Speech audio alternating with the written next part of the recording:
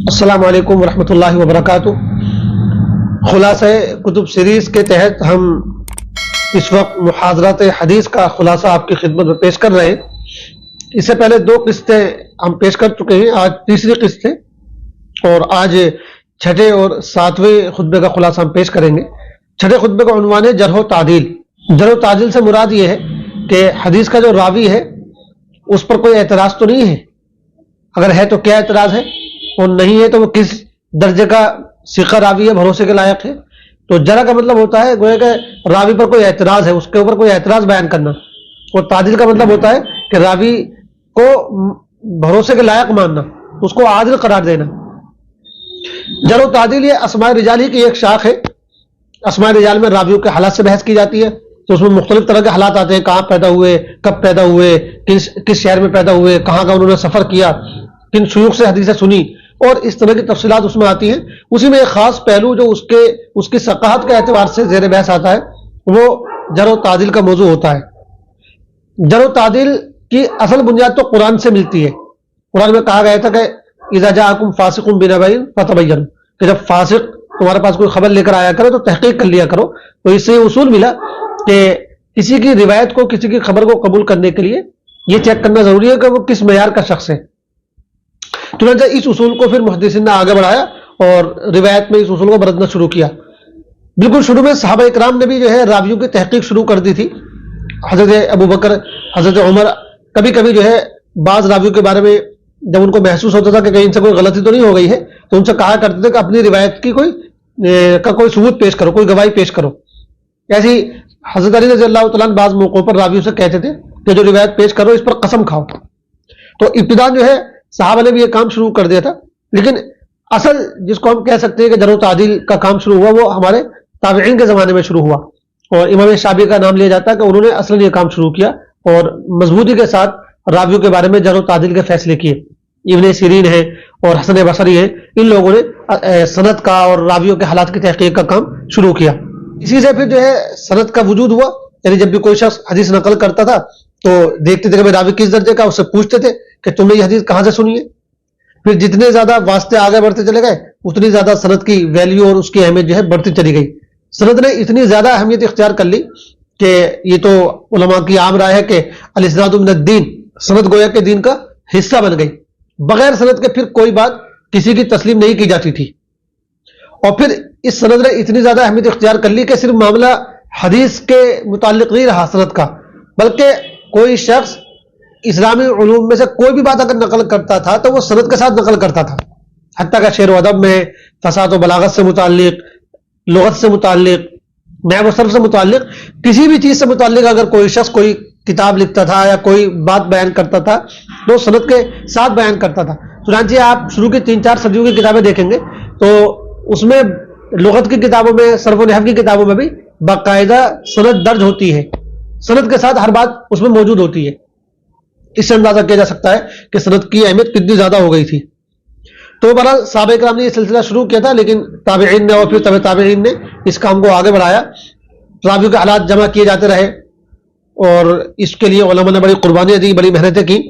جیسے جیسے یہ مواد جمع ہوتا چلا گیا تو پھر اس کے بعد راویوں کے طبقات بنا دیے گئے، یعنی راویوں میں درجہ بندی کر دی گئی، اور راویوں کے جو طبقات بنائے گئے وہ 2 اعتبار سے بنائے گئے۔ ایک طبقہ بندی تو کی گئی ہے پیڑھی کے اعتبار سے، دور کے اعتبار سے، یعنی یہ پتہ لگانے کے لیے کہ راوی کس دور کا ہے۔ چنانچہ اس کے اعتبار سے صحابہ میں بھی 3 طبقے، بڑے صحابہ، درمیانی صحابہ اور چھوٹے صحابہ، یعنی عمر کے اعتبار سے۔ ایسی تابعین کے اندر بھی جو ہے 3 طبقے، کبار تابعین اور متوسط تابعین، صغار تابعین۔ پھر تبع تابعین میں بھی 3 طبقے، کبار، صغار اور متوسط۔ یہ پیڑھی اور دور کے اعتبار سے درجہ بندی کرنے کا فائدہ یہ ہے، اس کی اہمیت یہ ہے کہ جب کوئی شخص حدیث بیان کرتا ہے کسی کے حوالے سے تو یہ دیکھا جا سکتا ہے اس کے ذریعے سے کہ بیان کرنے والا کس طبقے کا ہے اور جس سے بیان کر رہا ہے وہ کس طبقے کا ہے، کیا دونوں میں ملاقات ممکن ہے کہ نہیں ممکن ہے۔ مثال کے طور پہ اگر کوئی تبع تابعین کے بالکل چھوٹے درجے کا، چھوٹے طبقے کا شخص جو ہے تابعین میں سے کسی بڑے تابعی سے روایت بیان کرے تو ظاہر سی بات ہے دونوں میں ملاقات ممکن ہی نہیں ہے۔ تو جو واقف ہوگا طبقوں سے وہ فوراً سمجھ جائے گا کہ یہ شخص جو ہے غلط بیانی سے کام لے رہا ہے۔ تو تاکہ ایک دم جو ہے کوئی غلط بات ہو تو وہ پکڑ میں آ جائے, کوئی جھول ہو تو وہ سامنے آ جائے, اس لیے جو ہے طبقہ بندی کی گئی. اور ایسا ہوا بھی بعض مرتبہ کہ بعض لوگوں نے کوئی حدیث سنائی کسی کے حوالے سے, تو کہا گیا کہ بھائی جن کے حوالے سے تم حدیث سنا رہے ہو ان کا انتقال تو تمہاری پیدائش سے پہلے ہو چکا ہے. تو جو لوگ طبقوں سے واقف ہوتے ہیں وہ اس معاملے میں جو ہے کوئی غلطی اگر ہوتی ہے تو اس کو پکڑ لیتے ہیں. تو ایک تو درجہ بندی اس اعتبار سے کی گئی.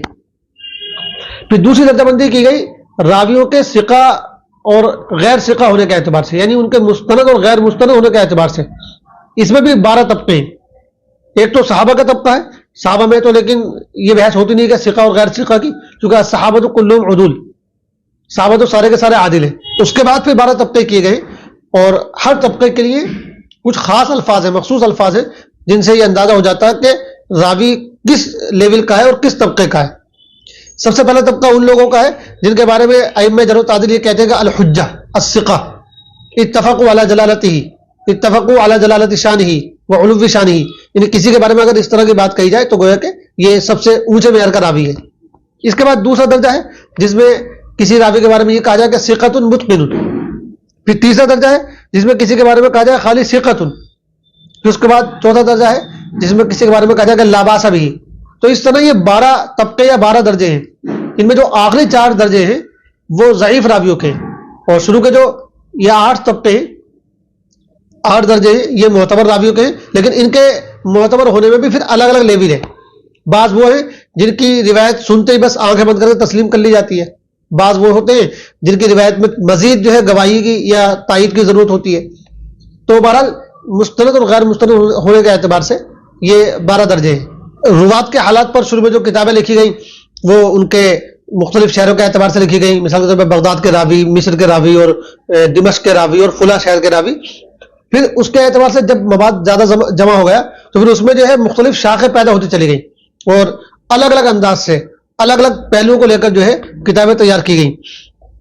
چنانچہ اسماء رجال کے اندر بہت سی شاخیں اور بہت سے پہلو پیدا ہو گئے, اور ان میں خاص طور سے جن لوگوں نے زیادہ کام کیا ہے, جن کا کام آج تک زیادہ مقبول ہے, امام ابن حجر عسقلانی ہے اور امام ذہبی ہے. یہ دو لوگ وہ ہیں جن کی کتابیں زیادہ مقبول ہیں اور آج کل ہر جگہ وہ پائی بھی جاتی ہیں. ان سے پہلے بھی بہت سے لوگوں نے کتابیں لکھی, لیکن ان کا سارا مواد جو ہے ان دو حضرات نے اپنی کتابوں میں سمو لیا ہے, اس لیے اب عام طور پہ انہی کی کتابوں کی طرف رجوع کیا جاتا ہے. تو بہرحال اسماء رجال کے اندر بہت سی شاخیں پیدا ہو گئی. ان میں ایک شاخ ہے مشیخہ. مشیخہ سے مراد ہوتا ہے کہ جس میں کوئی شخص اپنے شیوخ کا تذکرہ کرتا ہے. آپ اندازہ لگائیے کہ یہ کام کتنے بڑے پیمانے پر انجام دیا گیا ہے. حافظ سخاوی فرماتے ہیں کہ میں نے صرف مشیخہ کے پہلو پر 1000 سے زیادہ کتابیں دیکھی ہیں. اب آپ لگائیے صرف ایک پہلو پر اتنی کتابیں لکھی گئی تو باقی اسماء رجال کے جو پہلو ہیں ان پر کتنی کتابیں لکھی گئی ہوں گی. ایسی ایک پہلو موضح الرجال جس میں راوی کی وضاحت ہو جاتی ہے. کبھی کبھی کوئی راوی جو ہے نام کچھ اور ہوتا ہے لیکن مشہور کنیت سے ہو جاتا ہے, یا کنیت کچھ اور ہوتی ہے مشہور کسی اور چیز سے ہو جاتا ہے. تو یہ کبھی کبھی پہچاننا مشکل ہو جاتا ہے کہ کون مراد ہے. کبھی اس کا نام بتایا جا رہا ہے, کبھی اس کی کنیت لی جا رہی ہے, تو پتہ نہیں چل پاتا کہ کون ہے.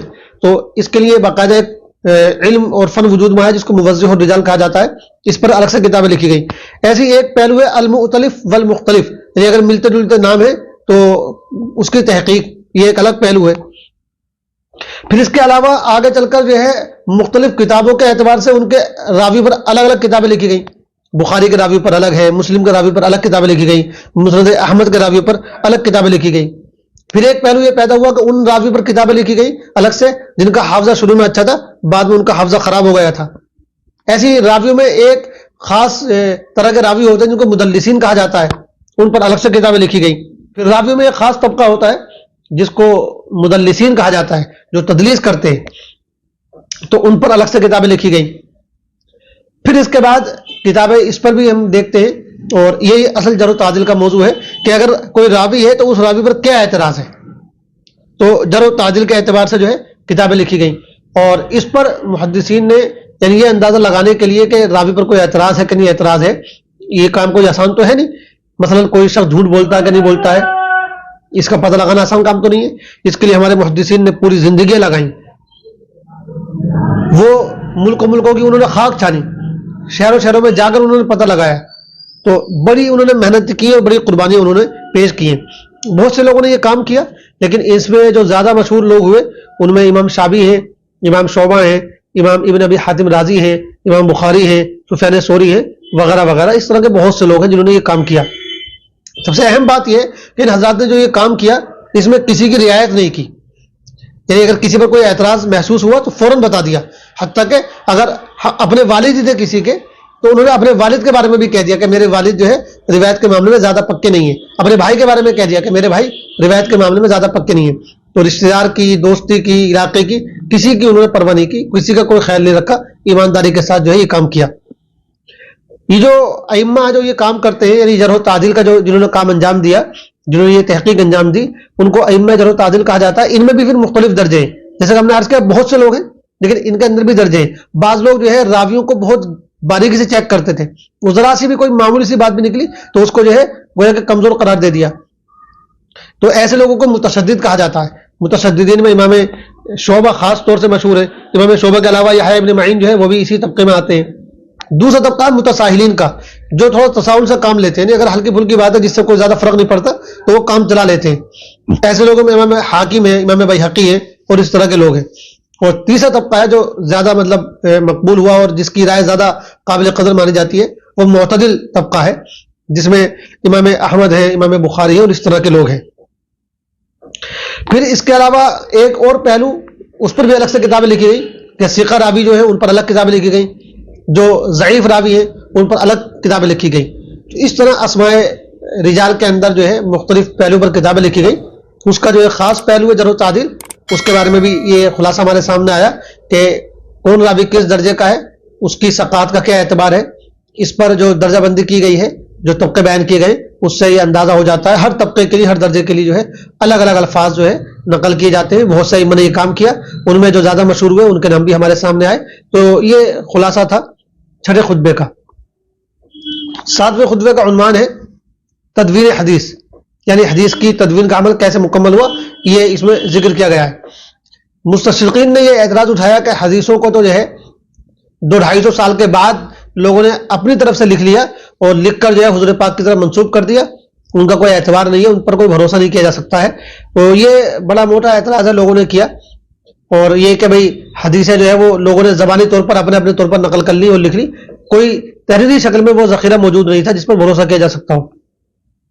سب سے پہلی بات تو یہ کہ کسی خبر یا کسی روایت پر بھروسہ کرنے کے لیے یہ بالکل ضروری نہیں ہے کہ وہ تحریری شکل میں ہو. دنیا میں جتنا بھی ذخیرہ علم منتقل ہوا ہے وہ سب زبانی طور پر منتقل ہوا ہے. تو اگر کوئی چیز زبانی ذریعے سے منتقل ہو رہی ہے تو اس کے نامعتبر ہونے کی کوئی وجہ نہیں ہے. پھر دوسری بات یہ کہ عربوں کا حافظہ یہ بڑا ضرب المثل تھا. وہ جب فالتو کی چیزیں اتنی یاد کر لیا کرتے تھے اور ان کو نہیں بھولتے تھے، اپنے گھوڑوں کے نسب نامے ان کو یاد تھے، جب وہ فالتو کی چیزیں یاد کر لیا کرتے تھے تو حدیثیں جو رسول اللہ صلی اللہ علیہ وسلم کی ذات سے متعلق چیزیں جن سے آپ ان لوگوں کو بے پناہ عشق تھا، ان کی باتوں کو وہ کیسے یاد نہ کرتے. پھر یہ معاملہ صرف صحابہ کا نہیں ہے، جو تابعین ہیں، تبع تابعین ہیں، یعنی جو بھی محدثین ہیں، ان کے حافظے بڑے بے مثال تھے. امام احمد رحمۃ اللہ علیہ کے بارے میں آتا ہے کہ ان کے جو تحریری ذخیرے تھے وہ 12 اونٹوں کے اوپر لدے ہوئے تھے اور وہ سارے کا سارا مواد ان کو حفظ تھا، یاد تھا. ایسی امام ابن معین کے بارے میں آتا ہے کہ ان کو 6 لاکھ روایات جو انہوں نے لکھ رکھی تھی اور وہ ساری کی ساری روایت ان کے یاد تھی، انہوں نے حفظ کر رکھی تھی. تو یہ ان کا حافظہ اس انداز کا تھا، لہذا اس حافظے کے ذریعے سے اگر کوئی بات نقل ہوئی ہے تو اس کے نام معتبر ہونے کی کوئی وجہ نہیں ہے. صرف حدیث کا جو ذخیرہ وہ زبانی منتقل نہیں ہوا ہے بلکہ وہ تحریری شکل میں بھی منتقل ہوا ہے. اس پر ہم ابھی آگے آ رہے ہیں، لیکن اس سے پہلے ایک اور جو اعتراض ہے اس پر بات کرتے ہیں. ایک اعتراض یہ کیا جاتا ہے کہ حضور پاک علیہ السلام نے حدیثوں کو لکھنے سے منع کر دیا تھا.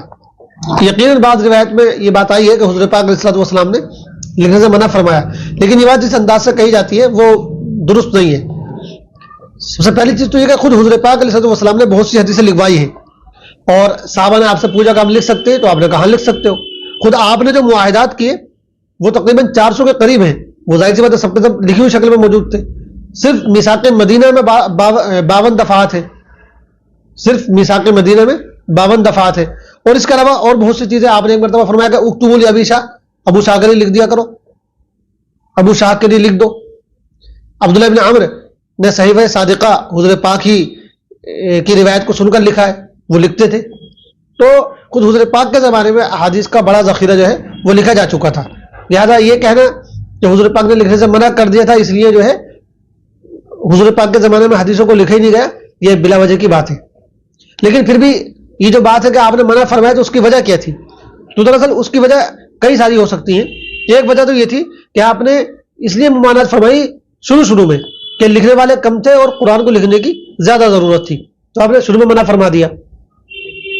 دوسری وجہ یہ بھی ہو سکتی ہے کہ آپ دراصل صحابہ کی تربیت کرنا چاہ رہے تھے کہ اس چیز کو اپنے سینے میں اتارو، لکھنے سے وہ بات نہیں حاصل ہو سکتی ہے، تو آپ چاہتے تھے کہ صحابہ کرام آپ کی باتوں کو اپنے سینے میں اتارے، اس لیے آپ نے ان کی تربیت کے لیے ایسا فرمایا. اور تیسری چیز یہ ہے کہ یہ ممانعت جو تھی ہر ایک کے لیے نہیں تھی، بلکہ صرف ان لوگوں کے لیے تھی جو وحی کے کاتب تھے. تو کاتب نے وحی کو ممانعت تھی کہ وہ حدیث نہ لکھا کریں، اور لوگ لکھ سکتے ہیں.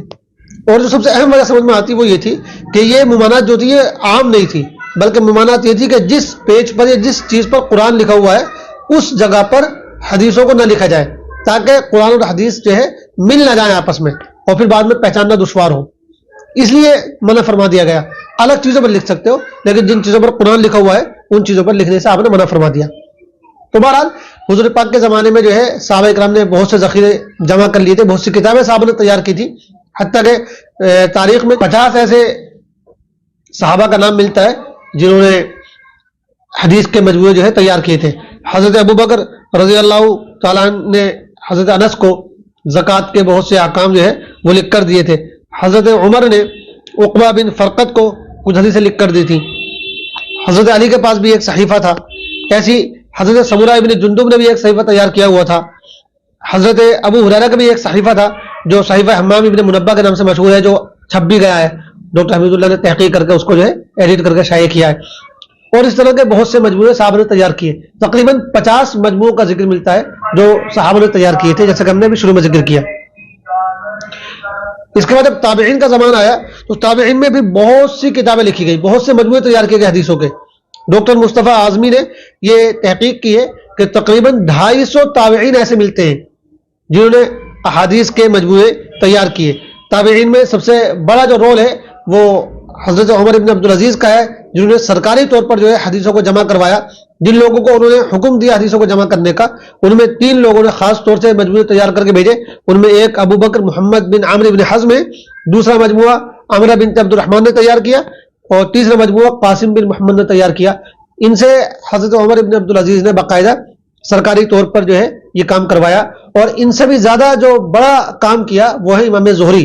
عمر بن عبدالعزیز رحمۃ اللہ علیہ کے فرمان کے مطابق امام زہری نے بہت بڑے پیمانے پر احادیث کو جمع کیا، اور پھر ان مجموعوں کی نقلیں جو ہے وہ سارے عالم میں پھیلا دی گئی. تو سرکاری طور پر یہ کام 2ری صدی ہجری میں ہو گیا ہے، اور پھر انفرادی طور پر جو لوگوں نے کام کیا وہ تو ہم نے جیسا کہ عرض کیا کہ تقریباً 250 تابعین نے مجموعے تیار کیے ہیں.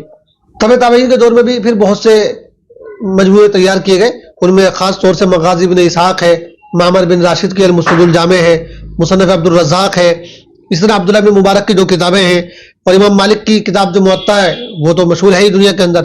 اسی طرح مسند طیالسی ہے، مسند حمیدی ہے، نعیم بن حماد کی کتاب الفتن ہے، مصنف ابن ابی شیبہ ہے، مسند عبد ابن حمید ہے، اور مسند دارمی ہے. اور اس طرح کی بہت سی کتابیں ہیں جو طبع تابعین کے دور میں تیار کی گئیں. اس کے بعد 3ری صدی ہجری کا دور آتا ہے. یہ ساری کتابیں 3ری صدی ہجری کے پہلے کی ہیں. 3ری صدی ہجری کا جو دور ہے، جو امام بخاری اور امام مسلم وغیرہ کا دور ہے، اس سے پہلے کا سارا ذخیرہ یہ، ان سے پہلے سارا مواد تحریری طور پر جمع ہو چکا تھا. اس کے بعد پھر ان لوگوں کا جو کام ہے وہ سامنے آیا، اور وہی دنیا میں زیادہ مشہور ہو گئے. تو لوگ یہ سمجھتے ہیں کہ گویا کہ پہلے کتابیں لکھی نہیں گئی تھیں، حالانکہ ان لوگوں نے بھی جو اپنی کتابیں تیار کی ہیں وہ پہلے کا جو سارا مواد تھا تحریری شکل میں موجود، اسی کو سامنے رکھ کر تیار کی تھی. اور ابھی ڈاکٹر فواز سیزگین نے جو ایک اپنا پی ایچ ڈی کا مقالہ تیار کیا تھا، اس میں انہوں نے بخاری کے ماخذ کو سامنے رکھا تھا. یعنی انہوں نے یہ دیکھا تھا کہ بخاری نے جو اپنی کتاب میں جو حدیثیں درج کی ہیں وہ کن کن ماخذ سے درج کی ہیں. چنانچہ انہوں نے بخاری کے ماخذ پر کام کیا، اور انہوں نے یہ ثابت کیا کہ جتنی بھی روایات بخاری کے اندر آئی ہیں وہ سب کی سب تحریری طور پر جو ہے منتقل ہوتی چلی آ رہی تھیں. تو اس تفصیل سے یہ اندازہ ہوا ہوگا کہ یہ جو کہا جاتا ہے کہ حدیثیں 3ری صدی ہجری میں لکھی گئی، وہ اتنی مضحکہ خیز بات ہے کہ کوئی بھی سمجھدار آدمی اس کو تسلیم نہیں کر سکتا ہے. 1 صدی ہجری میں بڑے پیمانے پر مواد جمع ہو گیا تھا، اور 2ری صدی ہجری ختم ہوتے ہوتے سارا مواد جو ہے وہ تحریری شکل میں جمع ہو چکا تھا. یہ بخاری وغیرہ تو بہت بات کے، امام بخاری امام مسلم یہ تو بہت بات کے ہیں، انہوں نے اسی جمع شدہ مواد سے کام لے کر اپنی کتابیں تیار کی. امید ہے کہ یہ غلط فہمی دور ہو گئی ہوگی. والسلام علیکم ورحمۃ اللہ.